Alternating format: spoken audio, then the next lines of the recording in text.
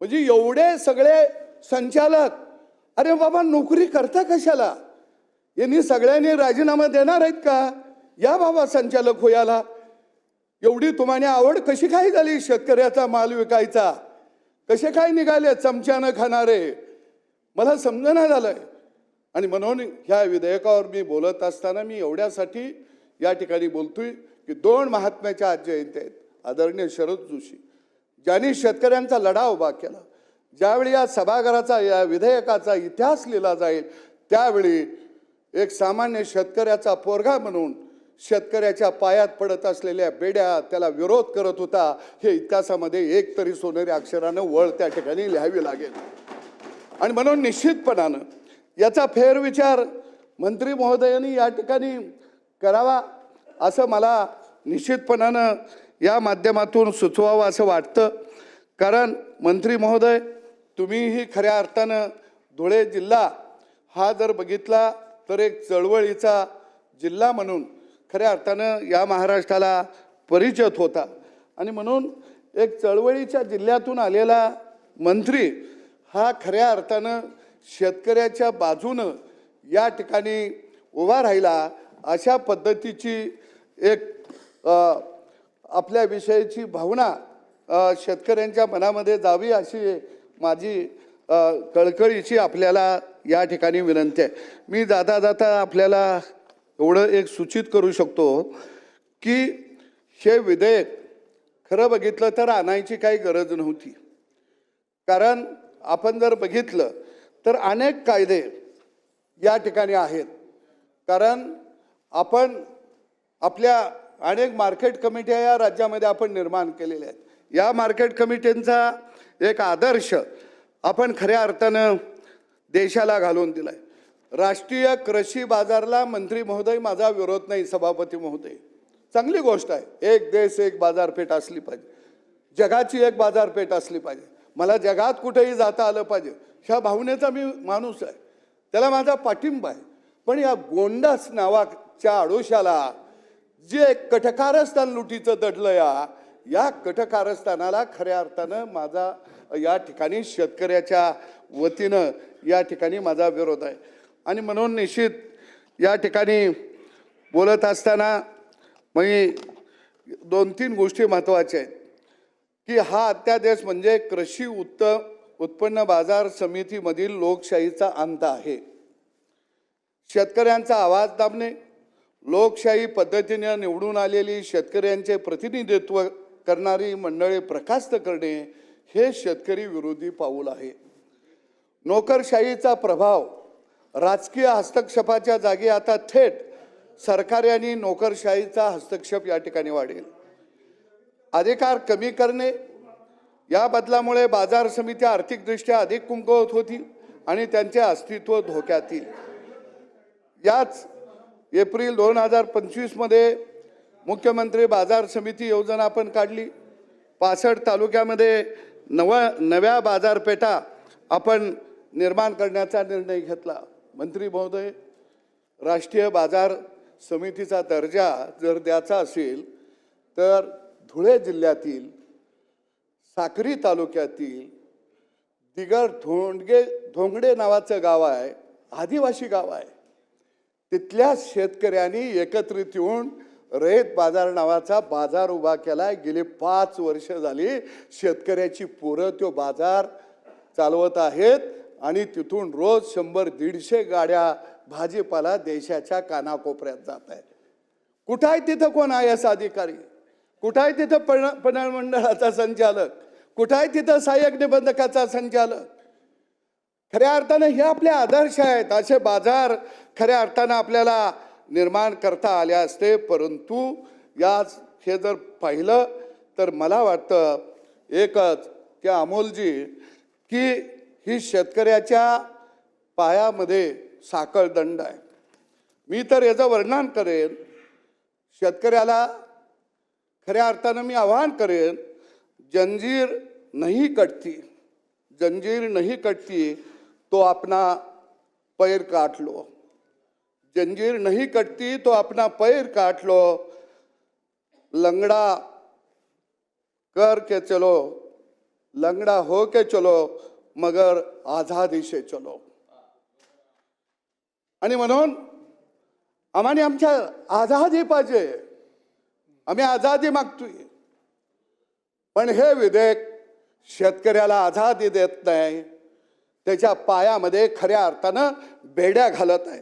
त्याचा भले किती समर्थन होईल परंतु शेतकरी मात्र त्याचं समर्थन करू शकत नाही. आणि म्हणून या विधेयकावरती बोलत असताना एक गोष्ट या ठिकाणी मी अधोरेखित करतो. सभापती महोदय, एक कविता आहे. हे शेतकरी राजा अशी कोणती तुला सजा, वाईट जीवाची ही दशा, नाही उमदीची आशा. शेतकरी म्हणून गुणगान तुझे, तुटपुंजा शेतीवरती जगण्याचे ओझे. आनंदाचे जीवन नाही, नित्य तुझे मरण. निसर्गाचा कोप होता, दुष्काळातलं तुझं जगन. हाताचे पीक जाते, जगणे झाले कठोर. गुरे डोरे पाण्या वाचून मरती धरतीवर. धरती माता मोकलून रडे, वर्षानुवर्ष वाचवा माझी लेकरे. सारा भार आता देवा तुझ्यावर. खऱ्या अर्थानं आज परमेश्वराशिवाय वाचवणारा या धरतीवरती शेतकऱ्याला कोण आहे का, अशी आज एकंदरीत परिस्थिती या ठिकाणी निर्माण झालेली आहे. आणि म्हणून शेतकऱ्याला म्हणावं लागतं, मित्र कोण आणि शत्रू कोण गणित साधे कळले नाही. नाही भेटला कोणाचा ज्याने मला छळले नाही. सुगंध सारा वाटीत गेलो, मी कधीच दरवळलो नाही. ऋतू नाही असा कोणता ज्यात मी होरपळलो नाही. केला सामना वादळाशी, त्याच्यापासून पळालो नाही. समोर गेलो संकटाना, त्यांना पाहून वळलो नाही. पाऊल टाकले दुःख सारे, पचवून टाकले दुःख सारे. कधीच मी हळलो नाही.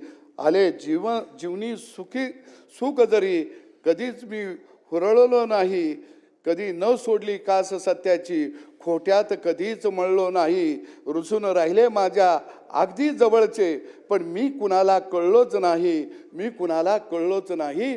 अशी अवस्था कार्यार्थानं शेताभातामध्ये राबणाऱ्या शेतकऱ्याची आज निर्माण झालेली आहे.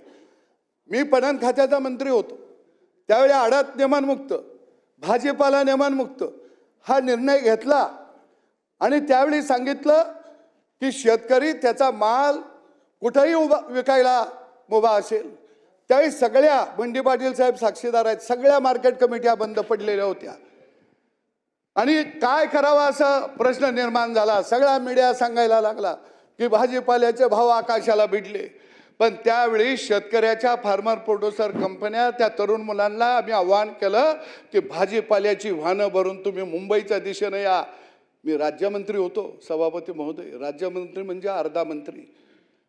तरी सुद्धा त्या ठिकाणी मी आव्हान केलं.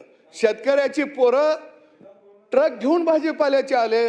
बंटी पाटील साहेब दादरला सकाळी संगमनेरवरनं एक शेतकऱ्याचा पोरगा आला होता आणि त्याच्यामध्ये मेथीच्या पेंड्या होत्या. त्यावेळी तिथल्या व्यापाऱ्यांनी त्याला विकायला अडवलं.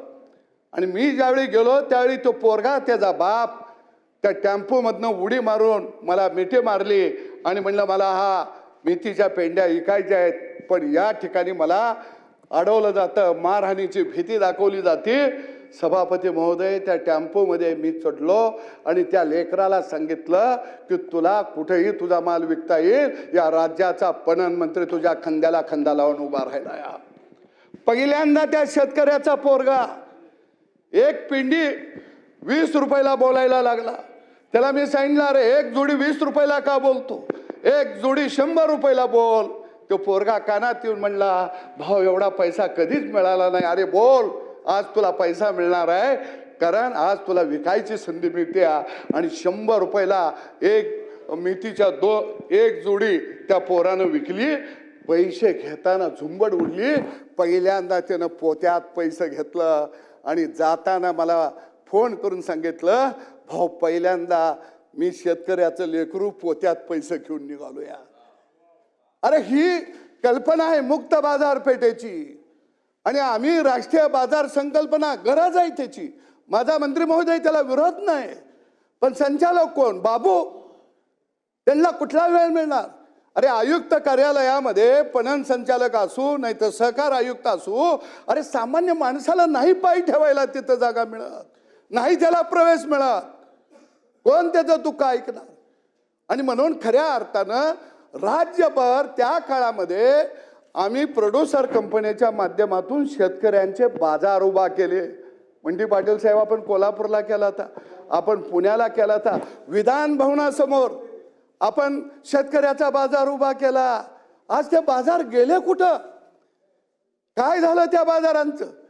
म्हणजे शेतकऱ्याला बाजारात येऊ द्यायचं नाही, विकू द्यायचं नाही, त्यांना फक्त गुलामासारखं तिथं राबत राहिलं पाहिजे आणि स्वच्छ चांगला ताजा माल मला आणून दिला पाहिजे. आणि मग ते विकायचं नियोजन, लुटायचं खऱ्याचं नियोजन आम्ही करतो. फक्त त्याला आम्ही नावं देतोय राष्ट्रीय कृषी बाजार. आता तुला अख्खं राष्ट्र लुटायला येणार आहे. पूर्वी तुला एक मार्केट कमिटी तालुक्याची गड्या लुटत होती, आता आम्ही सगळी मिळून लुटायला यायला लागलोय. आता नुसते सगळी नाही तर 2-2 लाखाच्या बाबूंना घेऊन यायला लागलोय. का 2-2 लाखाचे बाबू इथं संचालक पाहिजे? ते तर हिशोब चुकला नाही पाहिजे, व्यवस्थित कागदावर हिशोब लुटीचा मांडला पाहिजे. कशासाठी? काय त्यांचा संबंध? का ते यायला लागले याच्यामध्ये? काय त्यांचं योगदान शेतीमध्ये? काय म्हणून ते आमच्या शेतकऱ्याचा शेतमालाचा भाव ठरवणार? काय त्यांना अधिकार? आणि म्हणून निश्चितपणानं आपण मार्केट कमिटींच्या मध्ये करा सुधारणा, जरूर करा, पण शेतकऱ्याच्या कंपन्या भविष्य काळामध्ये आपल्याला ताकदीनं उभा कराव्या लागतील. कारण शेतीचे तुकडे पडायला लागलेले आहेत. 10 गुंठ्याचा शेतकरी, 15 गुंठ्याचा शेतकरी त्याचा भाजीपाला घेऊन तो नाही बाजारात जाऊ शकत. त्याला 100 शेतकरी, 200 शेतकरी, 300 शेतकरी, 500 शेतकरी एकत्रित यावे लागतील. क्लस्टर बनवावं लागेल, त्याला पायाभूत सुविधा द्याव्या लागतील, त्याला आर्थिक मदत करावी लागेल. त्याच्यासाठी ग्रेडिंग पॅकिंग हाऊस उभा करावे लागतील, कोल्ड स्टोरेज उभा करावे लागतील, गोडाऊन उभा करावे लागतील, वाहतुकीची व्यवस्था करावी लागेल, त्याला निर्यात करण्यासाठी प्रोत्साहन द्यावं लागेल. खऱ्या अर्थानं हे काम पणन खात्याचं आहे. पणन खात्याचं बाजारात जाऊन खरेदी विक्री करण्याचं काम नाही आहे. बाजारात जाऊन पणन खातं व्यापारी बनवू शकत नाही. व्यापाऱ्याचं काम माझं नाही आहे. मला जर कोण म्हणलं की मी या खात्याचा चेअरमन, खात्याचा मंत्री आहे म्हणून मी त्या, जर उद्या पशुसंवर्धन मंत्री सुद्धा दुग्ध विकास मंत्री बंटी पाटील साहेब म्हणायला लागतील की मला गोकुळचं चेअरमन व्हायचं आहे, मला गावातल्या दूध चेअरमन व्हायचं आहे. अरे आपण धोरण करताय, आपण धोरण ठरवणारी माणसं आहोत, आपण व्यापार करणारी माणसं नाही आहे. आपण धोरण ठरवायचं असतंय, आपण संरक्षण द्यायचं असतंय, आपण खऱ्या अर्थानं त्या व्यवसायाला चालना द्यायची असती. आपण त्या दुकानाचं मालक नसतो व्हायचं, त्या दुकानदार म्हणून नसतं बसायचं. आणि म्हणून निश्चितपणानं हे विधेयक खऱ्या अर्थानं या ठिकाणी मांडत असताना मला ह्याच्यातून शेतकऱ्याचं काहीतरी भलं होणार आहे असं मात्र निश्चितपणानं या विधेयकाच्या माध्यमातून मला या ठिकाणी पाहायला मिळत नाही. आणि म्हणून एक शेतकरी कार्यकर्ता म्हणून ठीक आहे, बाबूंच्या एवढं आम्ही शिकलो नसल्यामुळं आम्हाला समजत नसेल शब्दाचं खेळ, परंतु 40 वर्ष शेतकरी चळवळीमध्ये एक कार्यकर्ता म्हणून एक IAS असणाऱ्या माणसाच्या नेतृत्वाखाली खऱ्या अर्थानं मी चळवळीमध्ये आम्ही काम केलं. शेतकऱ्यांच्या लढाईमध्ये आम्ही एरवडा भोगला, आम्ही कळबा जलला गेलो, लाट्या काट्या खाल्ल्या, रक्त सांडलं, अनेक शेतकऱ्यांनी बळी दिले. की कशासाठी दिले? की मला माझ्या पायातल्या बेड्या तुटल्या पाहिजे, त्या माझ्या शेतमालाला भाव मिळाला पाहिजे. अगदी विदर्भानं खऱ्या अर्थानं कापूस आंदोलनानं कसं आंदोलन करावं हे शिकवलं. आणि म्हणून आमचा अभ्यास कमी असेल पण आमचा अभ्यास घामाला दाम मिळणारा हा आहे. आमचा अभ्यास शेतकऱ्याचं खळं लुटलं गेलं नाही पाहिजे हा आहे. आणि म्हणून निश्चितपणानं या विधेयकाच्या माध्यमातून ही नवी बाबूशाही शेतकऱ्याच्या खळ्यावरती जन्माला येत आहेत. पूर्वी आम्ही म्हणायचं की शेतकऱ्याला आडत्या लुटतूया, व्यापारी लुटतूया, मार्केट कमिटी लुटतूया. आता बाबू बिल यायला लागला. म्हणजे असं काय शेतकऱ्यानं पाप केलं तर की अजून वाटेकरी त्यात शिल्लक राहिलेले होते ते सुद्धा सगळे वाटेकरी शेतकऱ्याच्या खळ्याच्या दिशेनं धावायला लागले. मला हरकत नाही, राष्ट्रीय बाजार ही योजना आपली सुंदर आहे. जसं हे बाबू इकडे येतात तसं या बाबूंना राष्ट्रीय साखर कारखानदारी सहकाराची असं करा आणि या बाबूंना कारखान्यावर डायरेक्टर करून दाखवा, दूध संघावर डायरेक्टर करून दाखवा, यांना सूतगिरणीवर डायरेक्टर करून दाखवा, या बाबूंना टाटा बिर्लाच्या कारखान्याचं डायरेक्टर करून दाखवा. का होत नाही? परिवहन मंत्र्याला टाटाचा डायरेक्टर झाला पाहिजे. रिलायन्स कंपनीचा गाड्या तयार होत असतील तर त्याचा परिवहन मंत्री चेअरमन झाला पाहिजे. कारण हे नेमकं सुपीक पीक कुणाच्या डोक्यातनं तयार झालं की बाबा आपल्याला ही एक मोठी संधी आहे की आपल्याला आता शेतकऱ्याच्या खळ्यावरती निश्चितपणानं जाता येईल. आणि म्हणून या ठिकाणी मी सभापती महोदय या बिलाच्या निमित्तानं बोलत असताना आज शेतकऱ्यांची अवस्था फार कठीण आहे. कारण लातूर जिल्ह्यामध्ये मेडिकलची परीक्षा पास झालेली मुलगी सरकारी नियमानुसार सुद्धा भरायला तिच्याजवळ पैसे नव्हते म्हणून तिने आत्महत्या केली. आणि मुख्यमंत्र्यांना त्यावेळी पत्र पाठवलं, एकनाथ शिंदे साहेब होते, आणि माझ्या बापाला कापसाला भाव मिळाला नाही, नापीक झालं, म्हणून मी मेडिकलची फी भरू शकत नाही, म्हणून मी आत्महत्या करतो. माझ्या बापाला मला कर्जबाजारी होऊ द्यायचं नाही, पण इतर लेकरा बाळांची तुम्ही काळजी घ्या. त्यावेळी राज्यातल्या सगळ्या मुलींचं उच्च शिक्षण आपल्या सरकारनं मोफत केलं. म्हणजे एका बाजूला शेतकरी अशा पद्धतीनं संकटामध्ये आज सापडलेला आहे आणि त्या संकटावर मात करायला आपलं काय धोरण असलं पाहिजे याचा काही ठाव ठिकाणा नाही. आणि म्हणून निश्चितपणानं आज या ठिकाणी या विधेयकाच्या माध्यमातून मला मंत्री महोदयांना विनंती करायची आहे की तुम्ही कापूस पट्ट्यातून खऱ्या अर्थानं तुमचं नेतृत्व आलं, कडधान्य तुमच्या पट्ट्यामध्ये मोठ्या प्रमाणामध्ये, अनेक वेळा तुमच्या आमच्या खऱ्या अर्थानं त्या ठिकाणी शेतीच्या प्रश्नावरती चर्चा होत असतात. मी फक्त मंत्री महोदयांना सांगेन की मी तुम्हाला बोललो होतो की शेतीवर अभ्यास करणारी माणसं या राज्यामध्ये आहेत, आपण त्याला बोलवूया. आणि मार्केट हे जे पणन खातं आहे, मार्केटिंग खातं आहे, हे खरंच महत्त्वाचं खातं आहे. कारण आज शेतकऱ्यासमोर सगळ्यात महत्त्वाची मोठी अडचण कोणती असेल तर आपला शेतमाल कुठं विकायचा. ठीक आहे, माझ्या शेतामध्ये मी पिकवायला सक्षम आहे, पण पिकवलेलं मी कुठं विकणार? मला परदेशामध्ये भाव मिळतोय पण मी कसं पाठवणार? याची चिंता खऱ्या अर्थानं आज शेतकऱ्याच्या समोर आहे. एक सह्याद्री फार्मर प्रोड्युसर कंपनी शिंदेची नाशिकला आहे, जगातलं वाण आणलं त्या माणसानं, जगामध्ये तो माल घेऊन निघाला, वेगवेगळं द्राक्षाचं वाण, डाळिंबाचं वाण तो द्यायला लागला. मंत्री महोदय, अशा कंपन्या भागाभागामध्ये निर्माण झाल्या पाहिजे. तिथं आमची लेकरं बाळं येतील, त्या कंपनीचे ते प्रमुख बनतील, तिथं नोकऱ्या निर्माण होतील, हाताला रोजगार मिळेल. पण राष्ट्रीय कृषी बाजार या कमिटीमध्ये आपण सगळे बाबू लोक आणि शासनाच्या मर्जीतले लोक तिथं डायरेक्टर म्हणून येणार, हे काय शेतकऱ्याचं भलं करणार? पण राज्यामध्ये 30 राष्ट्रीय मार्केट कमिट्या जर झाल्या तर 30 मार्केट कमिटीचं तुम्ही चेअरमन होणार का? तुम्ही कधी जाणार तिकडे फिरायला? कधी जाऊन त्या ऑफिसमध्ये बसणार? मुद्दे मार्केटिंग करणार आहे तुम्ही? म्हणजे ही मार्केटिंग मुंबईत बसायचं आणि टीव्हीवर बघायचं, परत मुंबईत बसून ऑनलाईन शेतमाल नाही विकता येत, नाही शेती ऑनलाईन करता येत. आणि म्हणून निश्चितपणानं या संदर्भामध्ये आपण एक चांगला विचार करणं अत्यंत गरजेचं होतं, पण तो विचार या ठिकाणी केलेला मला दिसत नाही.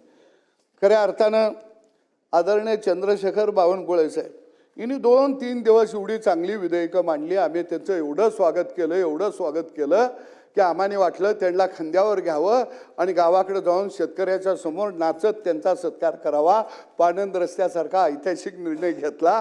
पण आज गावाकडे गेलो आम्हाला सांगावं लागेल शेतकऱ्यांना, तुम्हाला आता तालुक्याला कापलं जात होतं, आता राष्ट्रीय बाजार नावाने एक मोठा बाजार आम्ही उभा करणार आहे आणि तिथं सगळ्या कुटुंबाला कापायला घेऊन जाणार आहे। शरद जोशी म्हणलेले होते की मार्केट कमिट्या ह्या शेतकऱ्यांचे कत्तलखाने आहेत आणि हे सत्य होतं, हे सत्य आहे।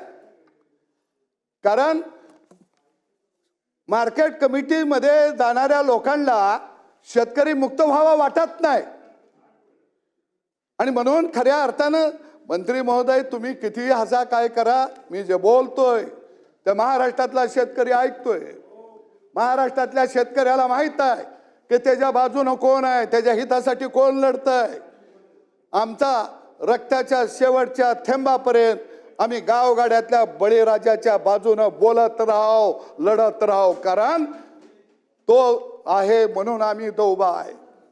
तो आम्हाला 2 वेळचं खायला घालतोय म्हणून आम्ही चालतोया, म्हणून आम्ही बोलतोया आणि म्हणून निश्चितपणानं शेतकऱ्याच्या घरावर जर संकट येत असेल तर आम्हाला कोण म्हणत असेल सदाभाऊ दार लावून बसा, सभापती महोदय त्याच्याऐवजी आम्ही 20 पिऊ पण दार लावून बसणार नाही, हे मी तुम्हाला या पवित्र सभागृहात तुम्हाला सांगतो। नाही बसणार आम्ही दार लावून, कारण शेतकऱ्याला मुक्त बाजारपेठ निर्माण व्हावी यासाठी शरद जोशींनी लढा दिला, आयुष्यभर ते लढले। कृषी नीती त्यांनी तयार केली, टास्क फोर्स तयार केला, अटल बिहारी वाजपेयी साहेबांनी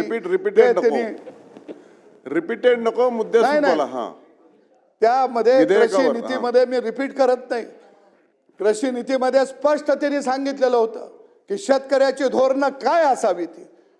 परंतु या बिलावर बोलत असताना सभापती महोदय खऱ्या अर्थानं शेतकऱ्याच्या समोर प्रश्न आहे तो मार्केटिंगचा आहे, म्हणून हा विषय महत्त्वाचा आहे। आता माझ्या बापाला पेरावं कसं, कोणतं बी पेरावं, कधी पेरावं, कुठला ट्रॅक्टर वापरायचा, किती नंबरचा नांगराचा फळ वापरायचा, सगळं त्याला माहीत आहे। आता कुणी सांगायची गरज नाही त्याला 9 नंबर लावायचा का 16 नंबर, त्याला सगळं कळतं। या प्रश्न आहे त्याच्यासमोर पिकवलेलं विकायचं कसं, कारण तो विकू शकत नाही। अनेक बंधनं आज त्याच्यावरती खऱ्या अर्थानं लादलेली आहेत आणि नवं राष्ट्रीय बाजार या नावाखाली एक नवं बंधन, हा डायनासोर आहे। बंडी पाटील साहेब, हा डायनासोर आहे, म्हणजे तो डायनासोर याला लागलेला आहे आणि हो अख्खं घर गिळणार आहे, अख्खं शेतकऱ्याचं गाव हा डायनासोर गिळणार आहे। आणि म्हणून निश्चितपणानं हे विधेयक येत असताना खऱ्या अर्थानं शेतकऱ्याचा अधिकार काय, या राष्ट्रीय बाजार समितीवरती परब साहेब जे शेतकरी शेतात पिकवत आहेत ते मतदानातून तिथं संचालक झाले पाहिजे होते, पण जे पिकवत नाहीत ते संचालक। पण कशासाठी, माझं मी रिपीट घेत नाही, त्यांना वर वर अजून कुठं नेता आलं तर न्या, निदान आता आमच्या खळ्यावर या बाबूडला आणू नका। त्यांच्या धोरणानं लेखणीनं जेवढं आमचं वाटोळ व्हायचं तेवढं झालंय, आता भात झालं। आणि म्हणून सभापती महोदय एकदा शेतीचं सुद्धा राष्ट्रीयकरण करून टाकूया आणि त्या शेतीवरती आम्हाने तुम्ही एका शिपाई एवढा पगार देऊन टाका, महिन्याला 30,000 40,000, 5 माणसं असली महिन्याला 2 लाख द्या, आम्ही 8 तास ड्युटी करतो, निवांतवानी घरात झोपतो। कारण तिथं चिंता नाही, मग पगार मिळायला लागले त्याला दुष्काळ बी येत नाही, महापूर बी येत नाही, गारपीट बी होत नाही, वादळ बी होत नाही, काहीच नुकसान होत नाही ना। सगळं नुकसान आम्ही सोसायचं, वादळाला, गारपिटीला, पावसाला, सगळ्याला आम्ही पुढे जायचं आणि दुसऱ्या बाजूला विकायचं स्वातंत्र्य मात्र आमचं हिरावून घ्यायचं, हे अजिबात चालणार नाही, अयोग्य आहे। विकायचं स्वातंत्र्य शेतकऱ्याला मिळालं पाहिजे, शेतकऱ्याच्या पायातले साखळ दंड तुटले पाहिजे ते, ही माझी ठाम भूमिका आहे।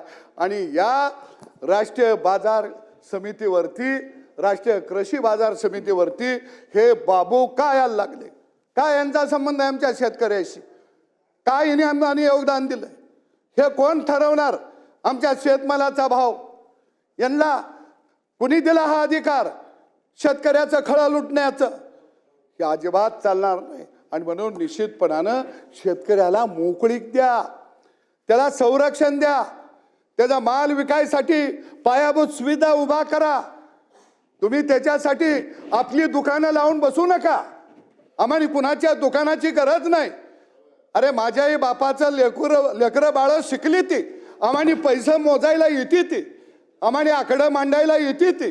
आम्हाला मी अमेरिका, जपान, इस्रायल तिथं शेती काय आहे, भाव काय आहे आम्हाला समजतंय. त्याच्यासाठी कोण आयस आणून बसवू नका. आणि तो जर आयस बसवायचा असेल तर त्याला शेतावर बी पाठवा. मग येऊन दे संध्याकाळचं उसाला पाणी पाजायला. मग सापाच्या मुंडक्यावर पाय पडल्यावर त्याला कळतं या की साखर कशी निघती या. आणि म्हणून निश्चितपणानं या ठिकाणी हे विधेयक शेतकऱ्याच्या बाजूचं नाही, हे विधेयक शेतकऱ्याच्या पायात बेड्या घालणार आहे. आणि म्हणून निश्चितपणानं याच्यामध्ये काय सुधारणा होणं गरजेचं आहे. मला माहीत आहे मंत्री महोदय मंजूर होणार आहे, मला त्याबद्दल दुमत नाही माझं, तुम्ही मंजूर करा. परंतु गावागावातला शेतकरी मात्र या विचाराच्या बाजूनं असणार नाही, हे या ठिकाणी मी निसकून सांगतो आणि इथं थांबतो. धन्यवाद.